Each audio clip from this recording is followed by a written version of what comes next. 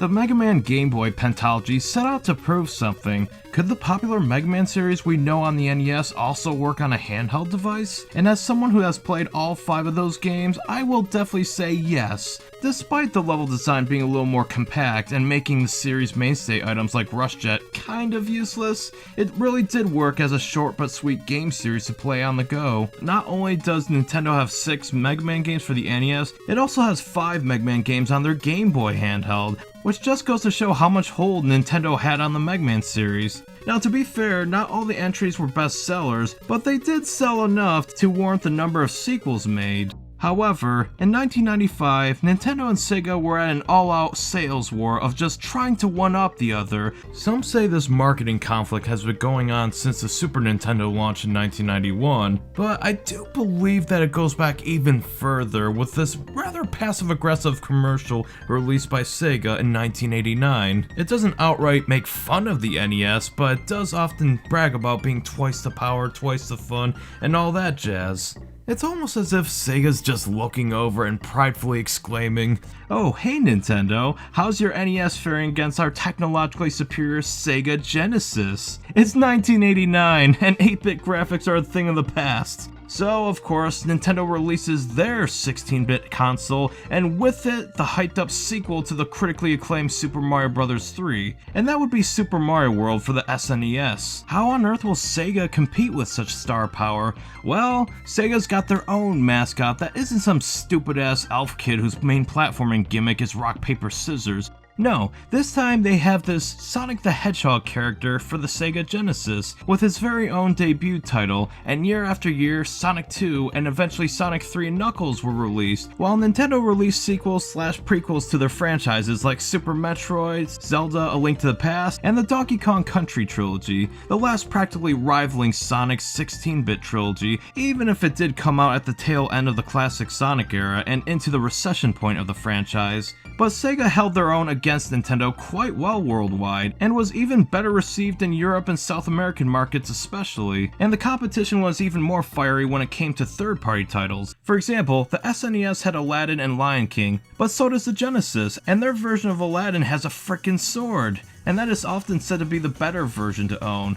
Castlevania Bloodlines? Ha, that's cute. How does it fare against Super Castlevania 4? Well, honestly, depending on who you ask, these games are really good for different reasons, and it's still a debate even among newer generations of gamers as to which title is better, and anyone who has even a little interest in the retro gaming scene knows how this story ended, as it is arguably the most notorious console war ever. Either that or the Nintendo 64 versus PS1 debate since 3D gaming was in, and each console was trying to test the limits of 3D gaming. Speaking of which, how you doing, Sega? Oh, well, life comes at you fast, doesn't it? At least you have nights into dreams. Take that, Nintendo and Sony. I'm not going to deny that the Saturn has its own devout following even to this day, but even they would agree that it was just the beginning of the end for Sega's participation in the console wars. Anyways, the 4th gen console wars didn't just stop at consoles, no, they released their Sega Game Gear handheld years after the Game Boy in an attempt to dominate that market. And don't think Sega overlooked the Mega Man series. No, they wanted a piece of the Blue Bomber, so much so, they actually had the first 3 games that were popular on the NES remade for the Wily Wars compilation, which also includes an exclusive Wily Tower mode released in 1994 over in Japan and North America through the Sega Channel. Take that, Nintendo? Seriously, why didn't they release a physical copy of Wily Wars over here is beyond me. I'm pretty sure that would have sold very well with America's high population density. But while the console wars fluctuated depending on each console's big releases, the handheld wars were practically won by the Game Boy as soon as they started, since it was like a doomsday machine for other companies in the handheld market. Nintendo's Game Boy came out before the Sega Game Gear in 1989, and despite the Game Gear having a wide range of colors, its battery life was significantly shorter than that of the Nintendo Game Boy, not to mention its library, despite some decent to even great releases that attempted to have a console quality game in their library. It still couldn't even compare to the behemoth that was the Game Boy's library. That was especially true in 1995 when a game called Mega Man for the Game Gear came out, and it was not published by Capcom, but rather US Gold. Capcom just licensed it out to them. So for part 6 of the classic Mega Man handheld retrospective, I'm going to take a look at Mega Man for the Game Gear. That's just called Mega Man, but we're going to call it Mega Man Game Gear throughout the review. What adventure awaits me in this little handheld game? You see, I played nearly every classic Mega Man game, so I'm not going to bother wasting your time. This game blows.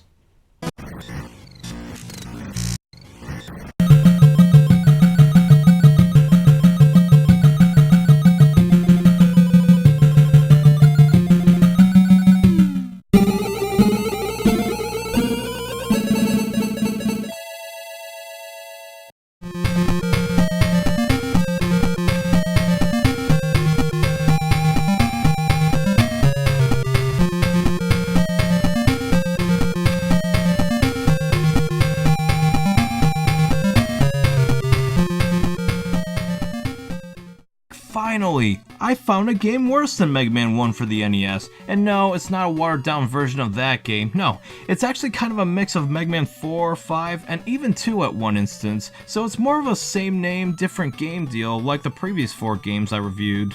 But that does mean I can say that Mega Man is so much worse than Mega Man. Haha, confusing, isn't it? Just like how confusing it is that this was put on store shelves. You wanna know why I feel this way legitimately and without exaggeration? Well, come join me on this journey as we take a look at Mega Man for the Game Gear, because this is what happens when a developer and a publisher don't really understand what makes Mega Man work so well on Nintendo's Game Boy, and this is what happens when they try to make something like that on the Game Gear, except fail in every way. I know I probably shouldn't reveal my overall opinion on this game this early in the review, because from a statistical point of view, the ad revenue would only come in if those seeking validation watch all the ads only to be disappointed by my negative conclusion on the game overall, but I don't make ad revenue and I'm better off without it. Let crowdfunding do its thing. By the way, donate to my Patreon if you would. And even if I did, I have never been this let down by a classic Mega Man game. This game was released in October of 1995 in North America, and while I don't know the exact sales figures, it is really pricey for a used cart, and it was on the Game Gear, so maybe it didn't sell too well? Who knows? But back to who made this garbage. It was developed by Freestyle, whom I've never heard of, but I do know US Gold pretty well. They're a British publisher, surprisingly, that want to bring imported games to Europe for an affordable price. They were quite dominant in the European computer gaming scene in the 80s and 90s, and given how Sega's brand was more popular over there than Nintendo's, that answers one question as to where US Gold fits into this puzzle. But who the hell is Freestyle? I can't even find a Wikipedia page on them, which is a huge gaping hole for this game's history. And no, they're not to be mistaken for the similarly named Freestyle Games, the developer for Guitar Hero, because that studio was founded in the 2000s. But whatever happened during development, it really doesn't matter, because the end result is Mega Man for the Sega Game Gear, and it is the only classic Mega Man game on the Sega Game Gear. And here's probably why that's the case.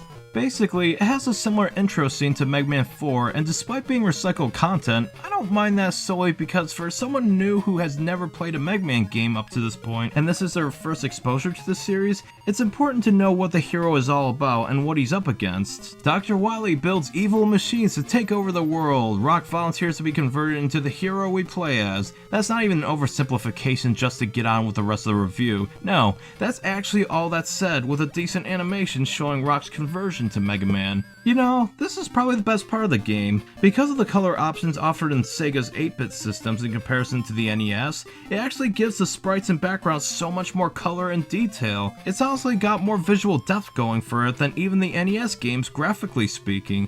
Just saying the darker shades blend together with the lighter ones just works so well for me, and it's not just one solid color for each object anymore. However, as soon as the game starts, I come to the realization that the sound design does not hold a candle to what came before. Maybe it's because I'm somewhat of a purist, but if something sounds inferior, it should be called out for it. And by God, they really bastardized Mega Man 4's and 5's soundtracks. I know they don't have as many sound channels to work with as the NES, but the instrumentation should not be this compromised. Like take Brightman's stage for example. The main melody is alright, but the backing melody is freaking annoying. So much so it outright ruins the piece, and while Starman and Stoneman's themes sound vastly inferior, Stoneman's theme especially, Listen to Napalm Man's theme. All this is so bad, I want to freaking gut the sound chip out of the handhelds. Toadman and Waveman's themes are also vastly inferior to their original counterparts, but as for the final Wily stage, what even is this? Like, do you even compose music? The main melody is just the same note held for a few seconds before switching to another note, while the rest just sounds like whining bleeps. Oh god. This game's soundtrack surprisingly makes me mad.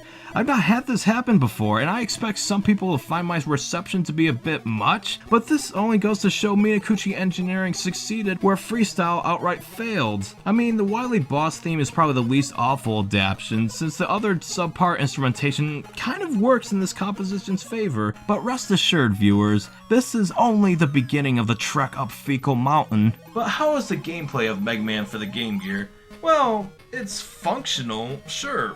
I'll say that. That's the most generous thing I can say about that. But the problem is, it completely rehashes level designs from some of the NES games, but it's for a portable console that doesn't really have that screen size in mind, so without redesigning the levels completely to account for this small screen size, there's going to be some problems on the way, of course.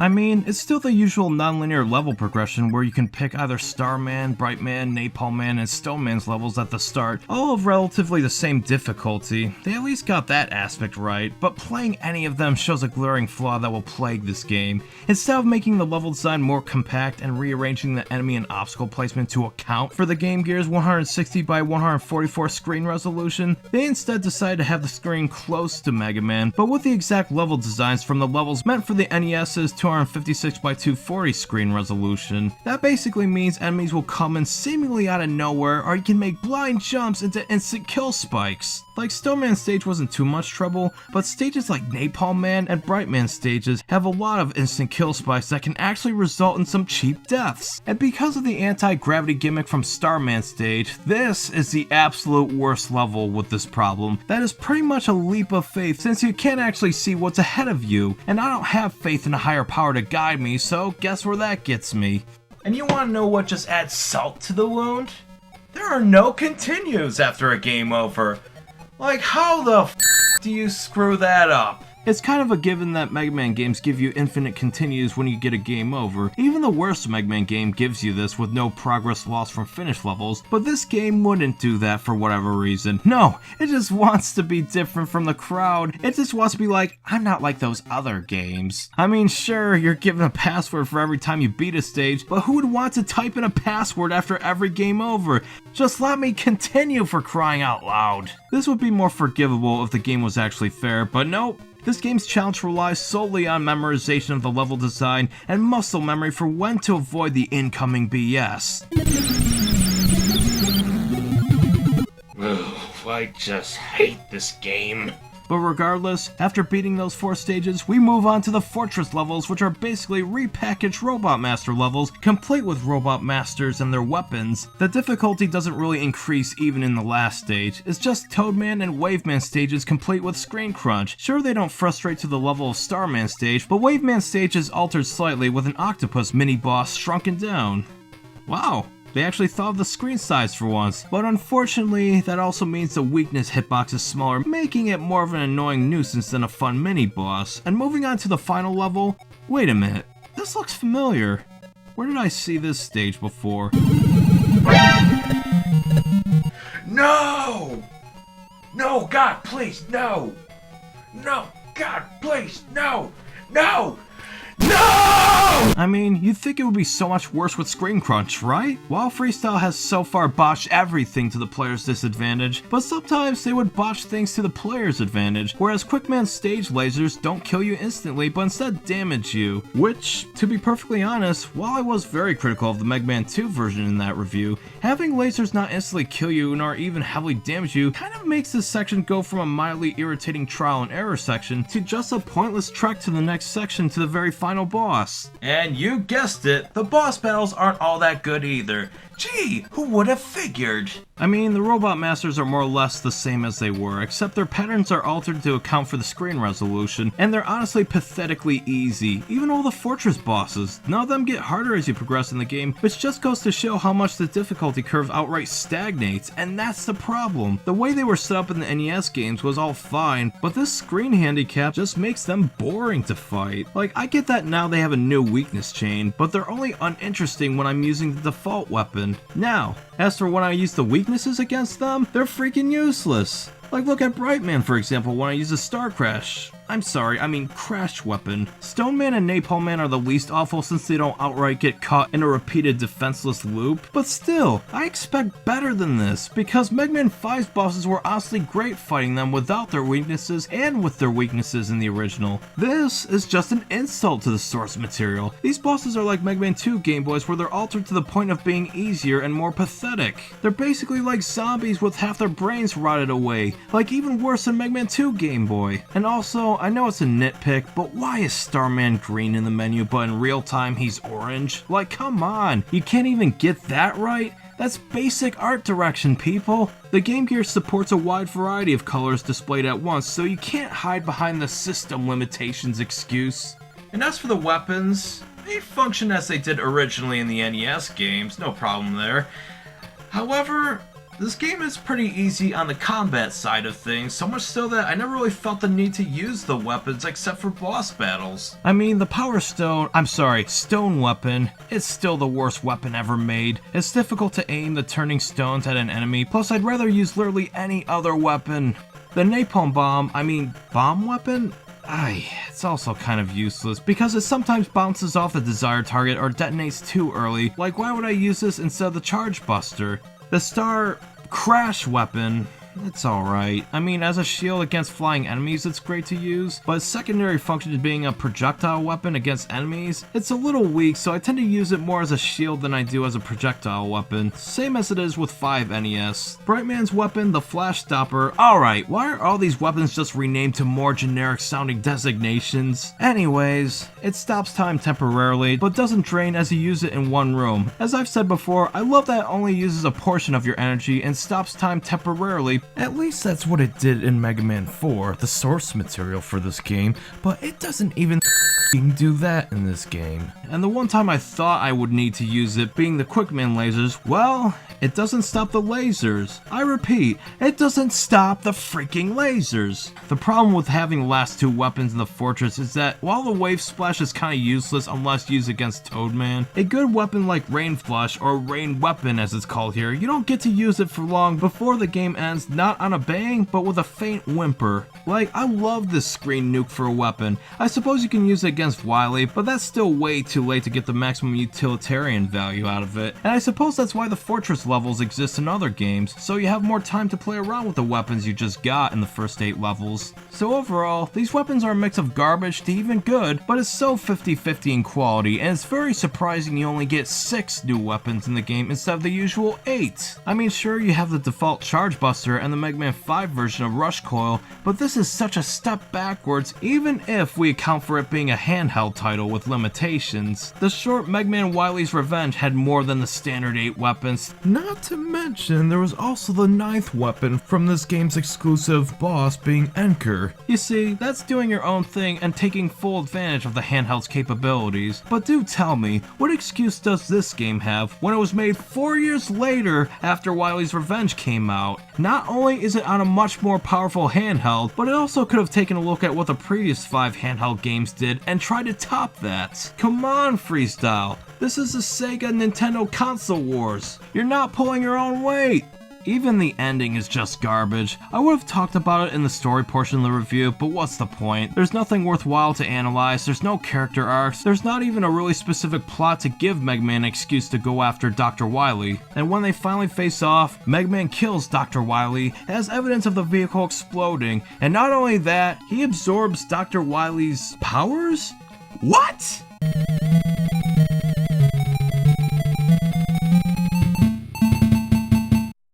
Anyways, with Dr. Wily finally dead, the problem is solved and the series is over. If only it were that easy.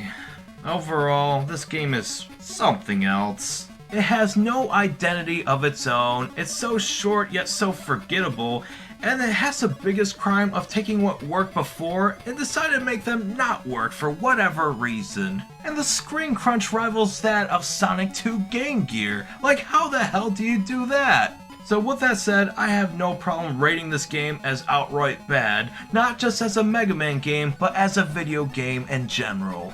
This is what happens when a developer who has no idea what makes a Mega Man game tick has control of the project, and while this entry has been largely forgotten about due to its rarity, I have no problem calling this one of the worst Mega Man games in not just the classic series, but the franchise as a whole. I'll admit, I don't know the first thing that goes on behind the scenes, and for some people, it's a fully functional experience, and for them, I'm glad they can enjoy it. I have no intentions of taking that away from them, especially if they pay top dollar for it. But again, as of writing, I've pretty much played nearly every single classic series Mega Man game that's a platformer. I've played through most of their levels, used most of their weapons, fought most of their bosses, and experienced what those games had to offer regardless of their quality. It's what brought a lot of subscribers to my channel, and I currently have no plans to pretend my channel's identity isn't at least partially intertwined with Mega Man, so I make it a priority just to play everything the classic series has to offer, even if it does mean being typecast as the Mega Man guy and not known for anything else on this review channel.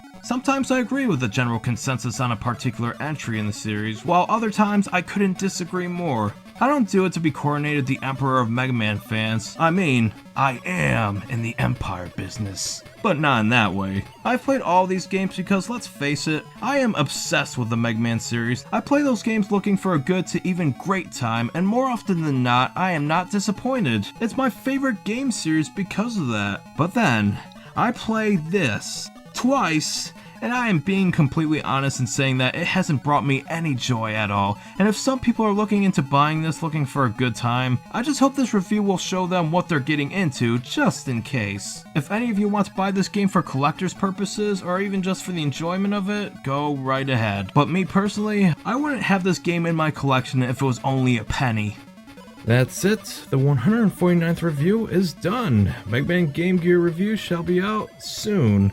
But it feels like it needs something, especially since this is the 149th review, meaning the 150th is just around the corner. It makes me feel a little introspective.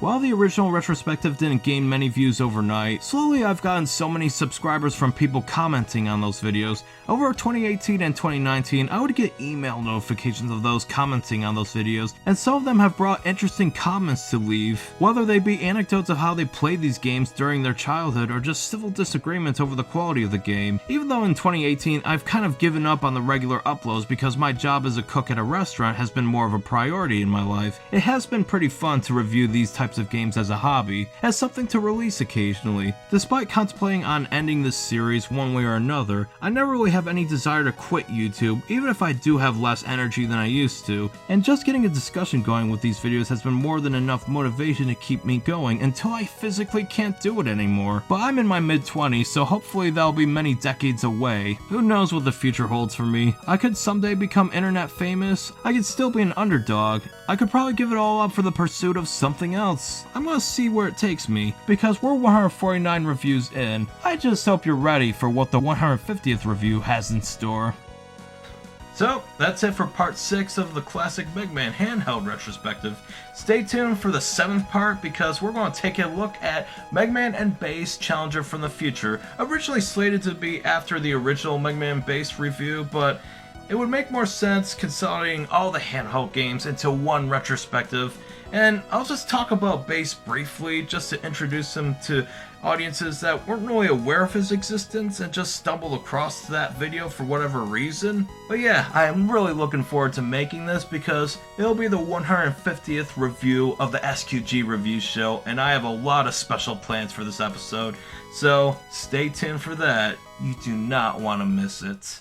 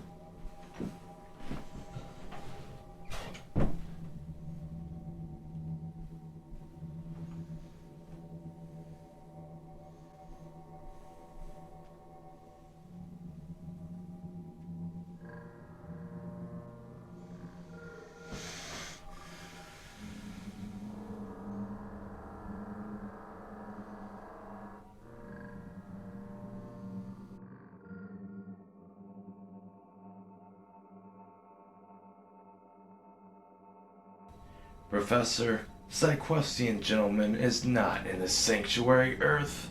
He actually subletted this apartment to his cat, Izzy. Anyways, I'm ready to warp out. We have 2 remaining sanctuary Earths to investigate. Get ready to warp the remaining 2, and you will rendezvous with the Skull forces, because we're about to take this invasion a lot more seriously.